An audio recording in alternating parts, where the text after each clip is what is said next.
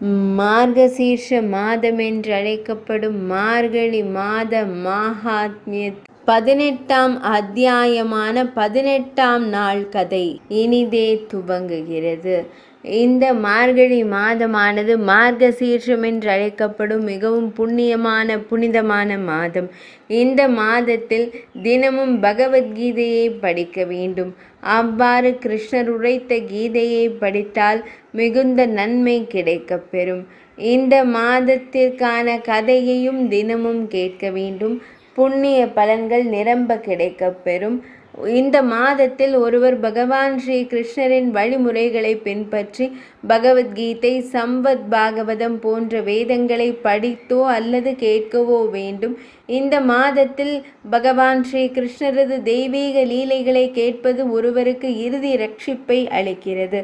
எனவே ஒவ்வொரு நாளும் பகவான் ஸ்ரீ கிருஷ்ணரின் அழகான லீலைகளின் புதிய கதைகளை தாங்கள் மீண்டும் கேட்க வேண்டும். இதனை தாங்கள் தினமும் கேட்பதால் தங்களுக்கு மிகுந்த புண்ணியம் கிடைக்கப் பெறும். பிரம்மதேவர் காமத்தால் பீடிக்கப்பட்டு பகவான் ஸ்ரீ கிருஷ்ணரை எவ்வாறு சோதித்து அவரது அனைத்து மாடுமேய்க்கும் நண்பர்களான சிறுவர்கள், குழந்தைகள் மற்றும் பசுக்களை திருடுகிறார் என்பதையும், அவர் சிறிது நேரம் சென்ற பின்னர் தனது தவறை உணர்ந்து பகவான் ஸ்ரீ கிருஷ்ணரின் பகவான் ஸ்ரீஹரியை புகழ்ந்து அவரிடம் மன்னிப்பு வேண்டுகிறார் என்பதையும் நாம் அறிந்தோம். இப்போது நாம் பகவான் ஸ்ரீ கிருஷ்ணரின் மற்றொரு இனிமையான பொழுதுபோக்கை விவரிக்கும்.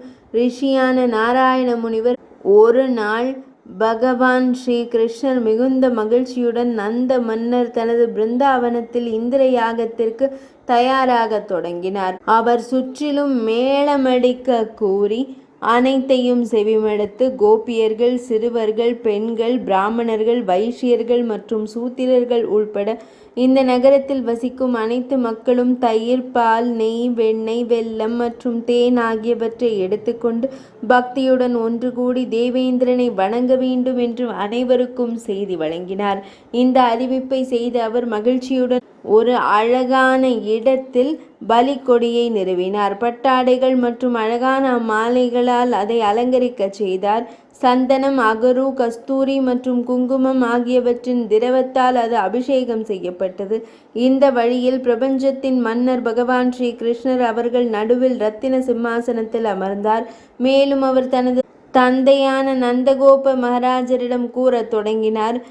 தந்தையே, அரசரே, சிறந்த விரதத்தை பின்பற்றுபவரே, கூறத் தொடங்கினார். சிறந்த மன்னரே, சிறந்த விரதத்தை பின்பற்றுபவரே, தந்தையே, நீங்கள் இங்கே என்ன செய்கிறீர்கள்? உங்கள் தெய்வம் யார்?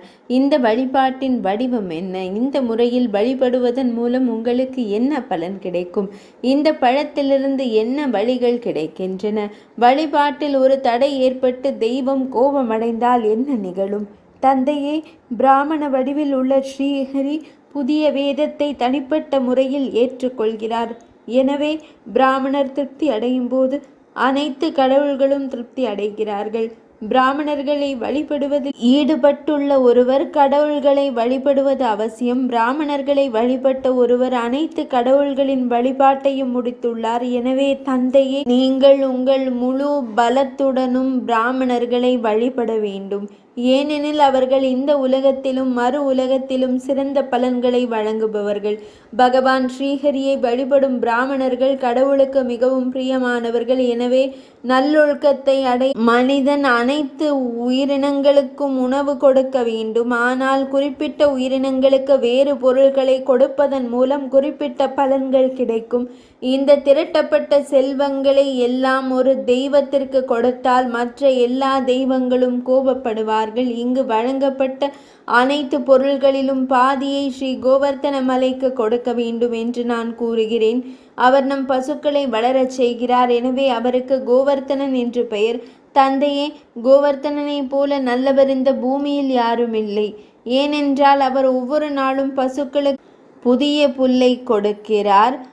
அங்கு நீராடி தானம் செய்வதன் மூலமும், புனித ஸ்தலங்களுக்கு செல்வதன் மூலமும், புனித திருத்தலங்களுக்கு சென்று தரிசனம் செய்வதன் மூலமும், பிராமணர்களுக்கு உணவளிப்பதன் மூலமும், முழுமையான விரதங்கள் தவம் மற்றும் பெரிய தானங்கள் செய்வதன் மூலமும் கிடைக்கும் புண்ணியம், முழு பூமியையும் சுற்றி வருவதன் மூலமும், வேதங்களின் முழுமையான வசனங்களை படிப்பதன் மூலமும் கேட்பதன் மூலமும் ஒரு நபர் பெறும் புண்ணியம், அதே புண்ணியம் ஒரு ஞானியால் பசுக்களுக்கு உணவளிப்பதன் மூலமும் பெறப்படுகிறது.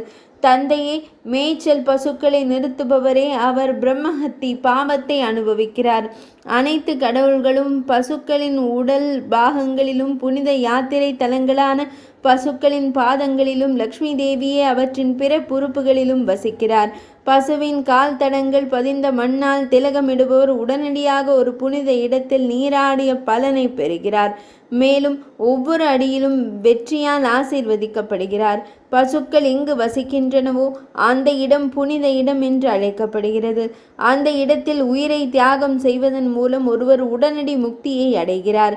இதை கூறிவிட்டு பகவான் ஸ்ரீ கிருஷ்ணர் அமைதியாகிவிட்டார். பின்னர் நந்த மகாராஜா புன்னகைத்து, மகனே, இது மகாத்மா மகேந்திரனின் வழிபாடு. இது காலத்தால் கடத்தப்பட்ட ஒரு நடைமுறை. இது நமக்கு எல்லா வகையான அழகான ஆசீர்வாதங்களையும் அளிக்கிறது. பயிர்கள் அனைத்து உயிரினங்களின் உயிர் நாடியாகும். எனவே பிரஜ மக்கள் முந்தைய தலைமுறையினரின் செயல் மூலம் மகேந்திரரை வழிபட்டு வருகின்றனர்.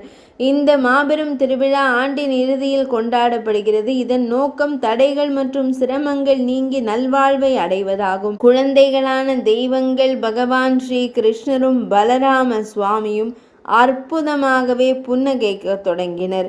மீண்டும் அவர் தனது தந்தையிடம், தந்தையே, இன்று உங்கள் வாக்கிலிருந்து மிகவும் விசித்திரமான மற்றும் அற்புதமான ஒரு விஷயத்தை கேட்டேன். தேவேந்திரனால் மழை ஏற்படுகிறது என்று நான் எங்கும் கேள்விப்பட்டதில்லை, எங்கும் விவரிக்கப்படவில்லை. இன்று உங்கள் வாக்கிலிருந்து இந்த தனித்துவமான சொல்லை கேட்கிறேன். சூரியனிலிருந்து தண்ணீர் உற்பத்தி செய்யப்படுகிறது.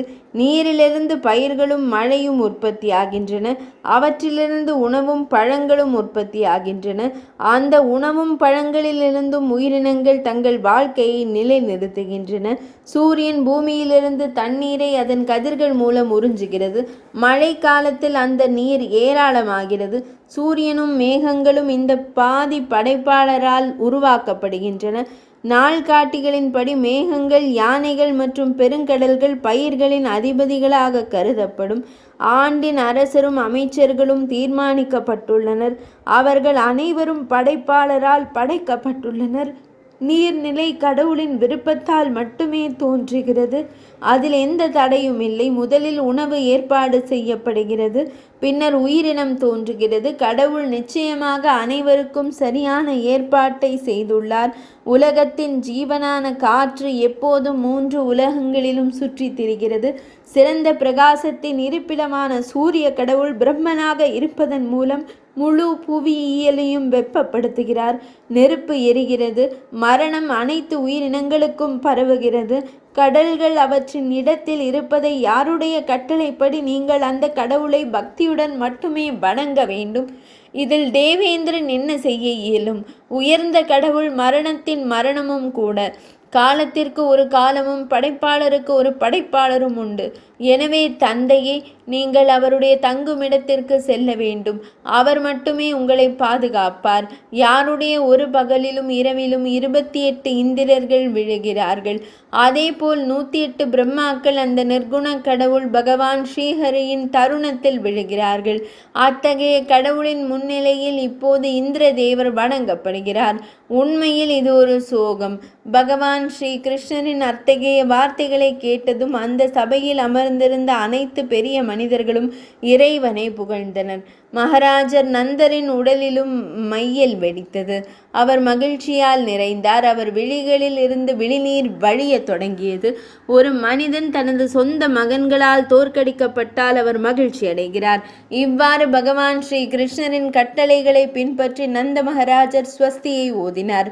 மேலும் அனைத்து பிராமணர்களையும் முனிவர்களையும் ஒவ்வொன்றாக ஏற்றுக்கொண்டார்.